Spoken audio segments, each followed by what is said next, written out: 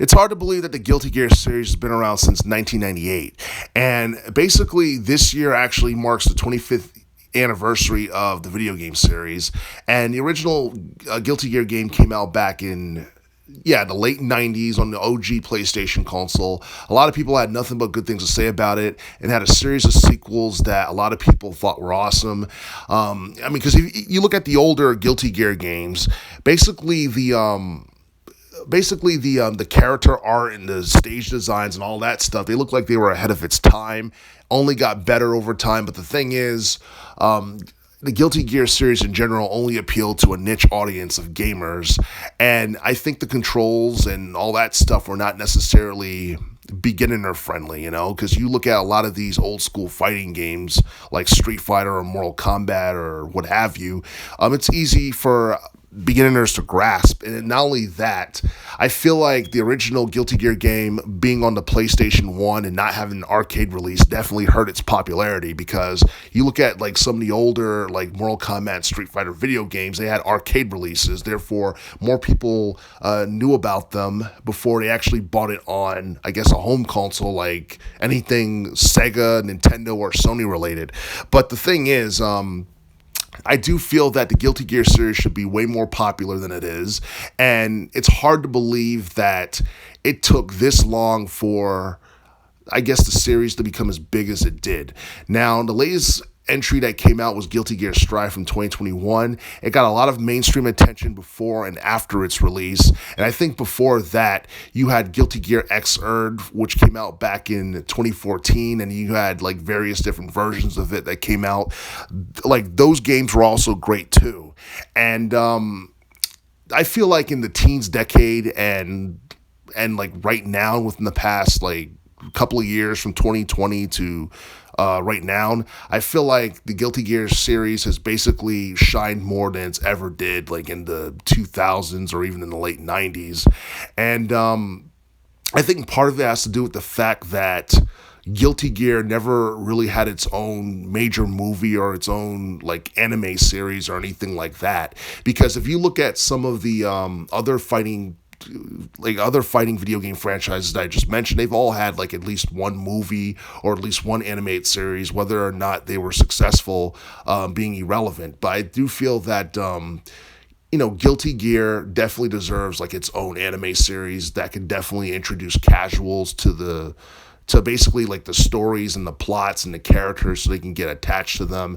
And I do feel that the character names in, I guess, the Guilty Gear series are a bit odd and strange, despite the fact that the characters have cool designs. You have names like Axel Lowe and Chip Zingith and, Soul Bad Guy. It's like they're all like strange names. They're not as catchy or alluring as like names like in other video game franchises. And I think that, along with the fact that I guess the Guilty Gear series has not been exposed enough outside of, the video game industry, is something that definitely negatively affected its popularity. Because, like, I feel like a Guilty Gear, like, movie, whether it be live action or it be like an animated film, I think it's something that would turn heads and it would be a huge deal. And you look at like video game, I guess, animes and film adaptations, that's something that's kind of big nowadays, especially considering the fact that we're seeing quite a few of those on Netflix. We got to see one with Tekken Bloodline. We got a video game, not a video game, like a film adaptation of the old Castlevania series on Netflix. We got, Sonic Prime, which is a standalone anime series, loosely based off the Sonic the Hedgehog universe on Netflix. And the Mario movie just came out not too long ago.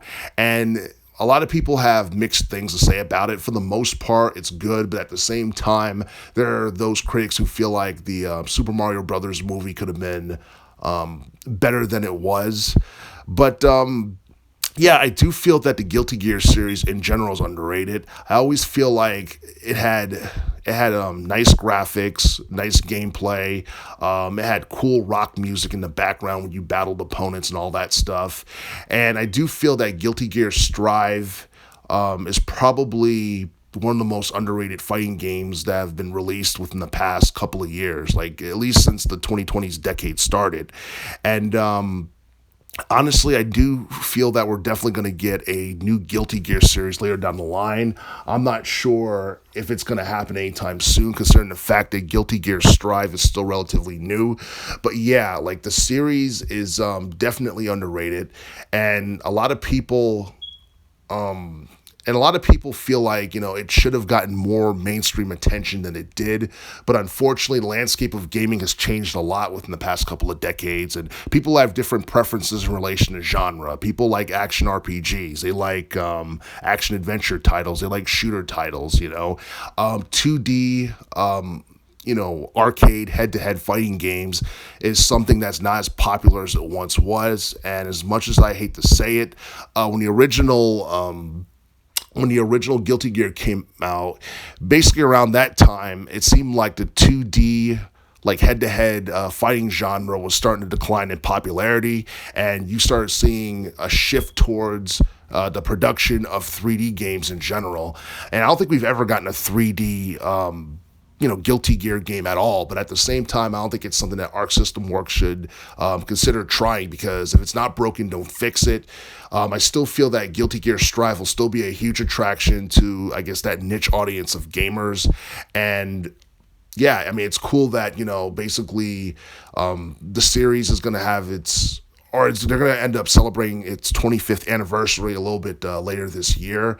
But yeah, I definitely feel that the Guilty Gear series is underrated. And the fact that it has not managed to surpass the likes or even rival the likes of King of Fighters in terms of popularity, in some ways it's sad, but at the same time, the King of Fighters series has been it's been around longer than the Guilty Gear series as well.